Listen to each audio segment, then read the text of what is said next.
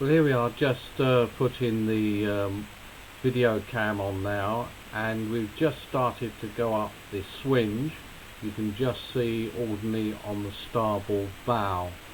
We have about 12 knots of wind coming from behind us over the port side, and you can see that we're on a fairly relaxed run, and the state of the sea is reasonably smooth, but just as a precaution we decide to take in the genoa.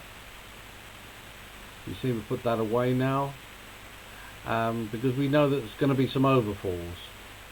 We then notice that the wind's starting to make the mainsail fluke around from one side to the other, so Carol centres the boom by tightening the main sheet and the kicking strap to stop it moving around, again preparing for the overfalls that we can see not too far off at the moment.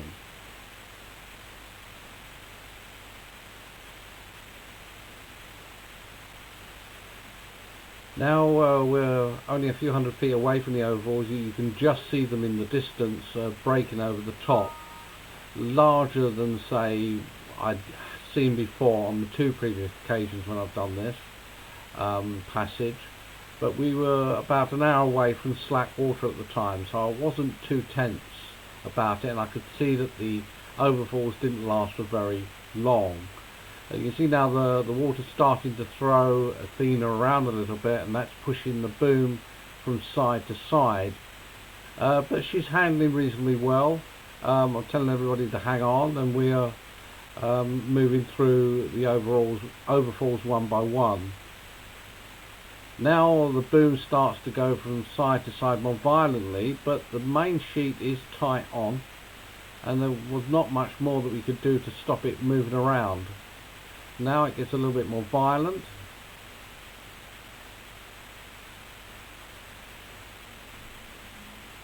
As you can see, the sail is being blown from one side to the other.